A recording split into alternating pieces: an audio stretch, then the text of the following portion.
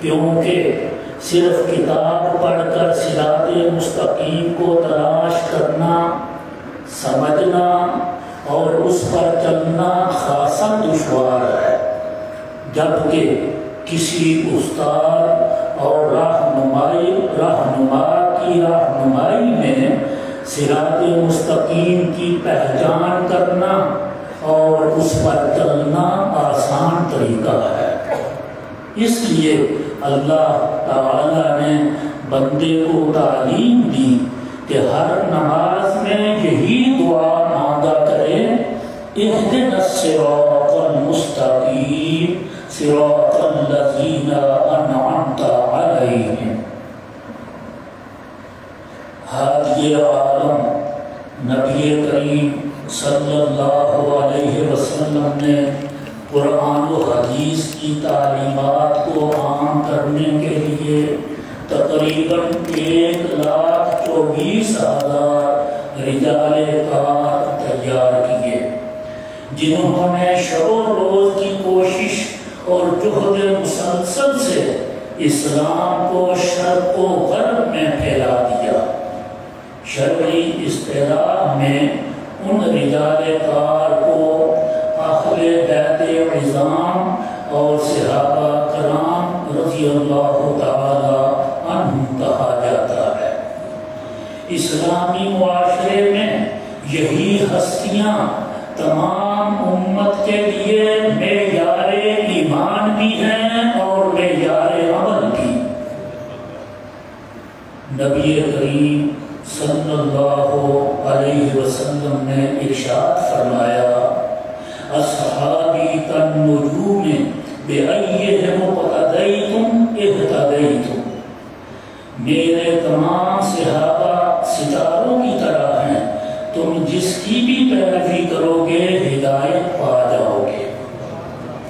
پھر صحابہ کرام رضی اللہ تعالی عنہم نے قرآن و حدیث جن لوگوں کو سکھایا ان کو تابعین، اور تابعین نے خدمت اسلام کے لیے جن افراد کو تیار کیا ان کو تبع تابعین کہا جاتا ہے۔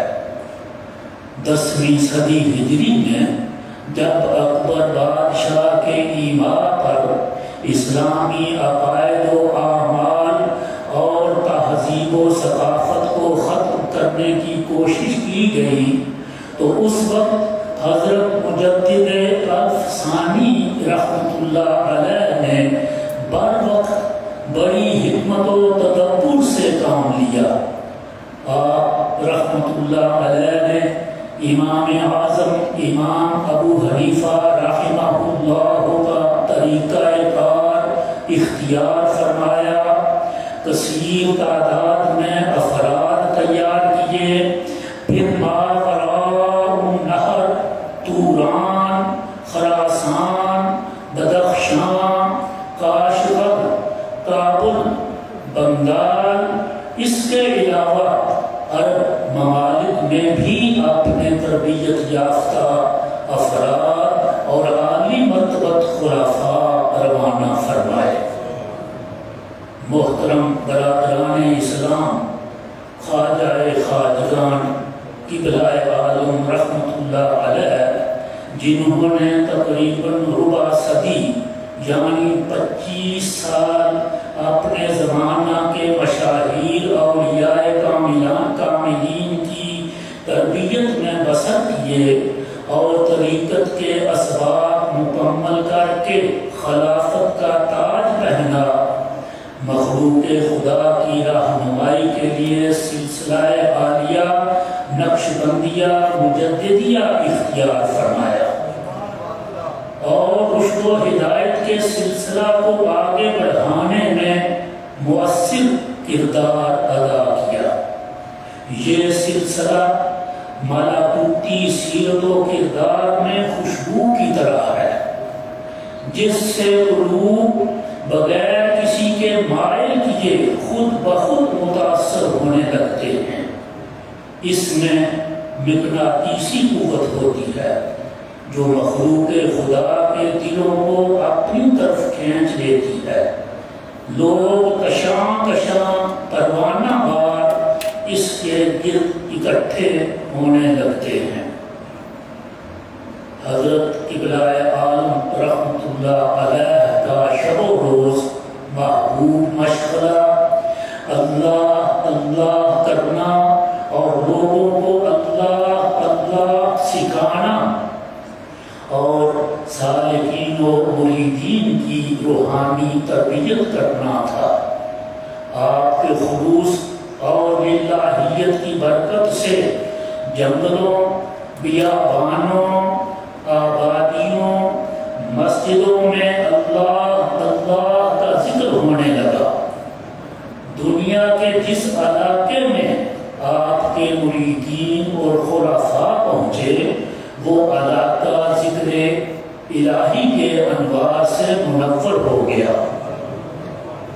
آپ رحمت اللہ علیہ پہلے نماز کی تاکید فرماتے، آپ رحمت اللہ علیہ پہلے نماز کی تاکید فرماتے اور عملی طور پر نماز تعدیل ارکان کے ساتھ ادا کرواتے، پھر ذکر کی تلقین فرماتے، مزید برآں عقیدہ و نظریہ کی درستی پر خاص توجہ دیتے۔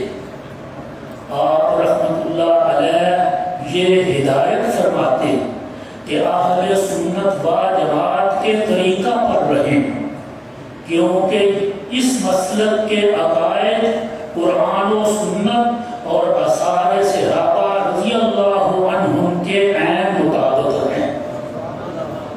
آپ رحمت اللہ علیہ یہ ہدایت فرماتے کہ اہل سنت و جماعت کے طریقہ پر رہیں، کیونکہ اس مسلک کے عقائد قرآن و سنت اور آثار صحابہ رضی اللہ عنہم کے عین مطابق ہیں۔ صاحب عرس رحمت اللہ علیہ لوگوں کو خبردار فرماتے کہ ایسے علماء کو بالکل اہمیت نہ دیں جو حیران کر دینے والے شعبے دکھاتے ہیں اور عجیب و غریب کارنامے سر انجام دیتے ہیں، یعنی ایسے بد عقیدہ لوگوں سے بچیں جو اپنی تقریروں اور تحریروں کے ذریعہ سادہ لوگ مسلمانوں کو گمراہ کرتے ہیں، یعنی ایسے بد عقیدہ لوگوں سے بچیں جو اپنی تقریروں اور تحریروں کے ذریعہ سادہ لوگ مسلمانوں کو گمراہ کرتے ہیں۔ آپ ہمیشہ سنگیان طریقت کی روحانی صلاحیت اور شب و روز کی مصروفیت کا جائزہ لے کر متوازن اسباق تلقین فرماتے۔ حضرت قبلہ عالم رحمت اللہ علیہ فرمایا کرتے تھے، بندے کا کام مرید کی اصلاح کی کوشش کرنا ہے، ہدایت اللہ تعالیٰ کے قبضہ قدرت میں ہے جو فاعل حقیقی ہے۔ آپ رحمت اللہ علیہ سالکان طریقت کو متشدد صوفیہ کی اتباع سے منع کرتے ہوئے فرماتے، اچھا کھاؤ، اچھا پیو، اچھا پہنو اور حقوق العباد کا خیال رکھو۔ ہزارہ افراد نے وادی سلوک میں آپ سے کسب فیض کے لیے رجوع کیا اور وہ افراد بھی کثیر تعداد میں تھے جو اگرچہ دیگر مشائخ طریقت کے مریدین تھے لیکن درجہ کمال کے حصول کے لیے آپ کی خدمت میں حاضر ہوئے۔ آپ اپنی اعلیٰ ظرفی اور کریمانہ شفقت کے باعث انہیں بھی روحانی فیض سے نوازتے اور حوصلہ افزائی کرتے ہوئے فرماتے، بیعت وہی کافی ہے جو پہلے آپ اپنے شیخ سے کر چکے، یہاں صرف اللہ اللہ کرو۔ یہی وجہ ہے کہ جس طرح آپ کے مریدین آپ کی نگرانی میں سلوک کے اسباب کی تکمیل کے بعد خلافت کے مستحق ٹھہرے، اسی طرح دیگر مشائخ کرام کے دست گرفتہ افراد کی بڑی تعداد نے بھی آپ سے سلوک کے اسباب حاصل کیے، اور بعد از تکمیل آپ نے انہیں بھی خلافت سے نوازا، جیسے مولانا حاجی بقا محمد، خواجہ محمد اکبر علی اور مولانا عبدالعزیز کڑی افغانہ والے رحمت اللہ علیہ۔ صاحب عرص حضرت قبلہ عالم رحمت اللہ علیہ کے خلفائے کرام کی کثیر تعداد نے خطہ کشمیر یعنی مقبوضہ کشمیر اور آزاد کشمیر میں خلق خدا کی رہنمائی فرمائی۔ بعض نے پنجاب، کچھ نے ہندوستان اور کئی ایک نے برما اور افریقہ کے دور دراز مقامات پر لوگوں کو اللہ اللہ اور معرفت الہیہ کا درس دینے کا مقدس فریضہ سر انجام دیا۔ یوں حضرت قبلہ عالم رحمت اللہ علیہ کا فیضان شریعت و طریقت آپ کی ظاہری حیات میں ہی خطہ کشمیر سے باہر اقصائے ایشیا اور بر اعظم افریقہ تک پہنچ چکا تھا۔ آپ رحمت اللہ علیہ جب کسی خلیفہ کو دعوت ارشاد پر معمور فرماتے تو اسے نصیحت فرماتے، جو طالبان حق آپ کے پاس آئیں انہیں راہ حق پر لگاؤ، اور یہ وظیفہ رضائے خداوندی کے حصول کے لیے ادا کرو۔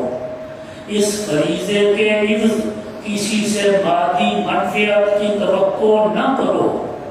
آپ کی نظر کارساز حقیقی رب العالمین پر ہونی چاہیے، طالبان حق کی نظر و نیاز پر نہیں۔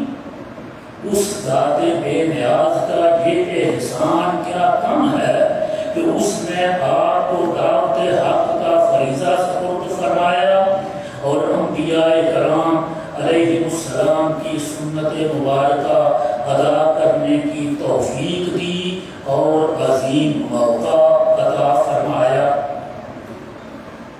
گرامی قدر احباب طریقت، پھل اپنے درخت کا بہترین تعارف ہوتا ہے۔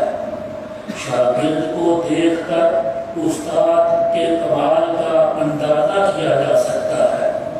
کسی شیخ طریقت کے روحانی مقام و مرتبہ اور اس کے انداز تعلیم و تربیت کو جاننے کے لیے اس کے تربیت یافتہ خلفاء اور مریدین کے احوال و مقامات سے آگاہی بہت کارآمد ہوتی ہے۔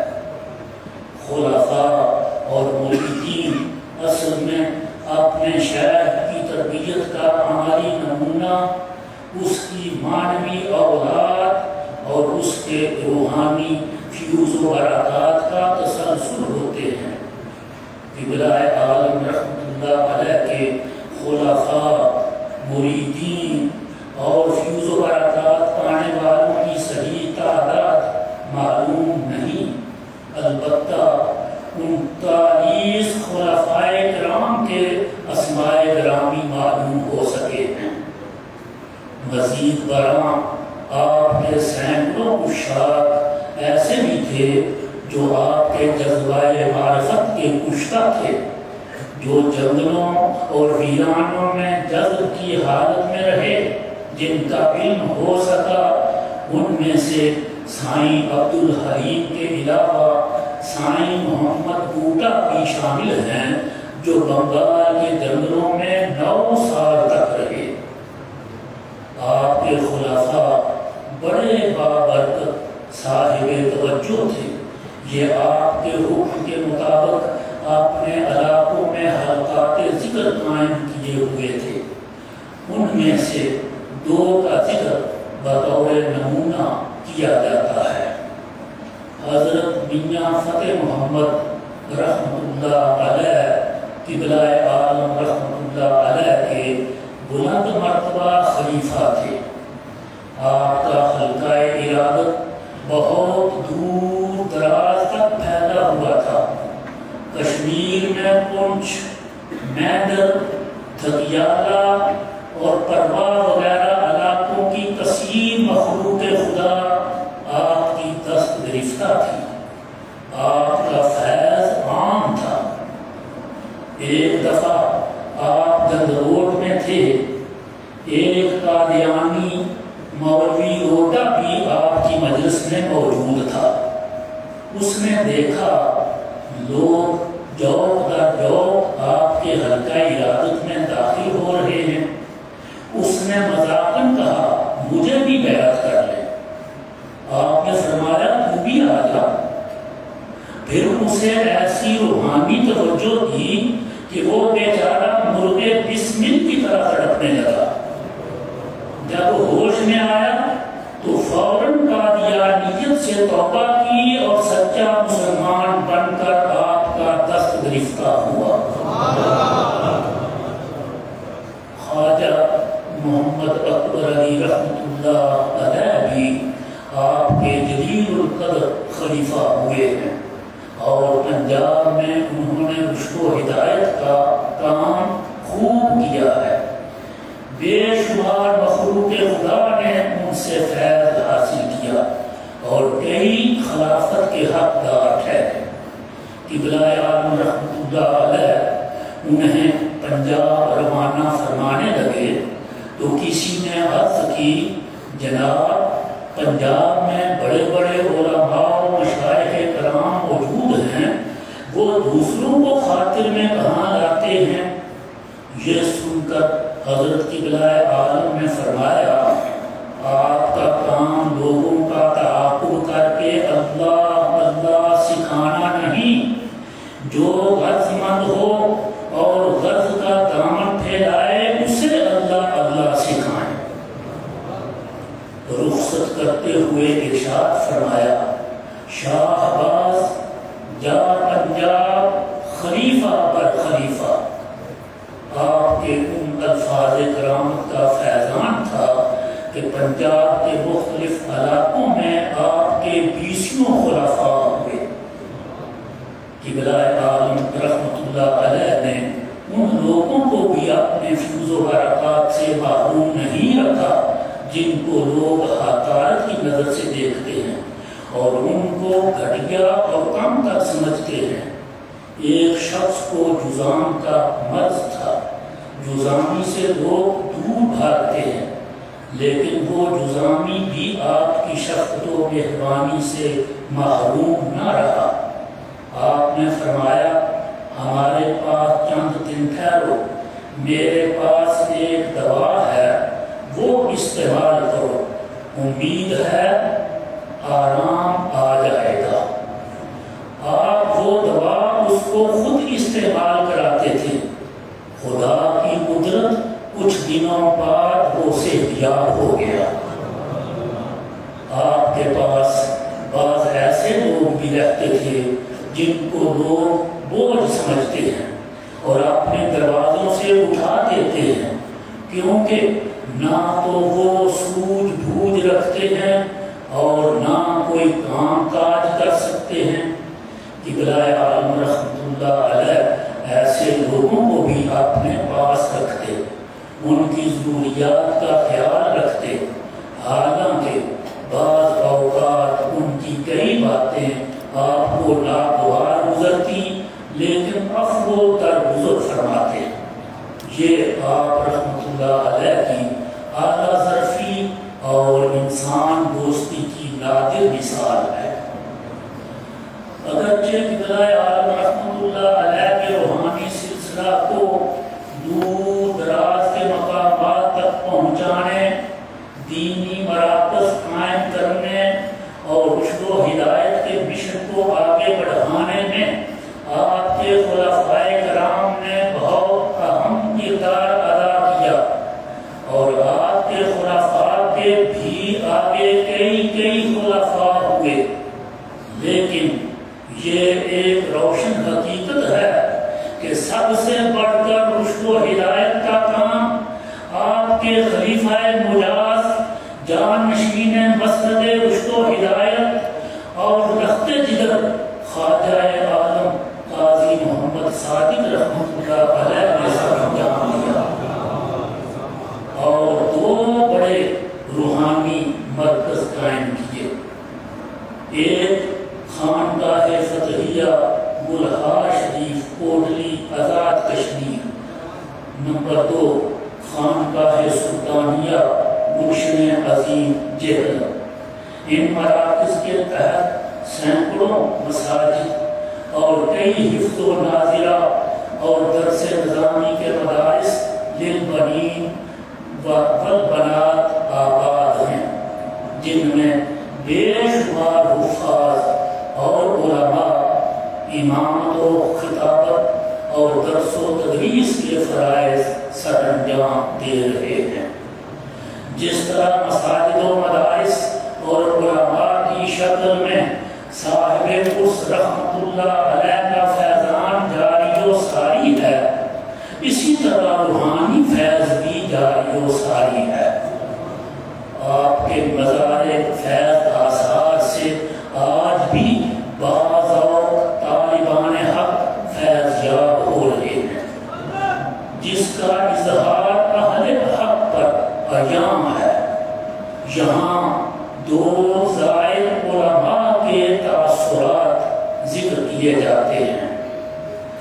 ماضی قریب کے ایک معروف عالم دین بیان کرتے ہیں، میرے دل میں امام ربانی حضرت مجدد الف ثانی رحمت اللہ علیہ کے مکتوبات شریفہ پر چند شبہات تھے. مجھے حضرت کی بلائے عالم رحمت اللہ علیہ کے مزار انوار پر تقریباً 5 منٹ بیٹھنے کا موقع نصیب ہوا، جس کا اثر یہ ہوا کہ میرے تمام شبہات نہ صرف رفع ہوئے بلکہ میرے ذہن سے بھی باہر ہو گئے. ان کا مزید کہنا تھا کہ بڑے فیض والا مزار ہے. ہندوستان یوپی سیتاپور کے ایک عالم جو کراچی آ کر مقیم ہوئے تھے، اولیاء اللہ کی محبت انہیں خانقاہ سلطانیہ کھینچ لائی. قبلہ عالم رحمت اللہ علیہ کے مزار فیض آثار پر حاضری دی اور مراقب ہوئے. پھر انہوں نے حضرت خواجہ عالم رحمت اللہ علیہ سے ملاقات پر اپنے تاثرات کا اظہار یوں کیا: 23 سال بعد اپنا گھر ملا ہے. حضرت مجدد الف ثانی رحمت اللہ علیہ کے مزار شریف پر جو کیف و سرور محسوس کرتا تھا، یہاں اسی فیض کا عکس محسوس ہوتا ہے. یہ فتنوں حضرات سامعین کرام، یہ فتنوں اور ابتلا کا دور ہے. وہی لوگ کامیاب ہیں جو اسلاف کی تشریحات و توضیحات کی روشنی میں احکام قرآن و سنت پر عمل پیرا ہیں. یہ فتنوں اور ابتلا کا دور ہے. وہی لوگ کامیاب ہیں جو اسلاف کی تشریحات و توضیحات کی روشنی میں احکام قرآن و سنت پر عمل پیرا ہیں. سلسلہ شریفہ کے عظیم شیخ طریقت حضرت مرزا مظہر جان جانا شہید رحمت اللہ علیہ فرماتے ہیں، اولیاء کے مزارات کی زیارت فیض و جمعیت کا دریوزہ بناؤ. مشائخ کرام کی ارواح طیبہ کو فاتحہ اور درود شریف سے ثواب پہنچا کر جناب الہی میں انہیں وسیلہ بناؤ، کیونکہ اس عمل سے ظاہری اور باطنی سعادت حاصل ہوتی ہے. سبحانک اللہم و بحمدک اشہد ان لا الہ الا انت استغفرک و اتوب الیک. وصلی اللہ علی حبیبہ محمد وآلہ وسلم.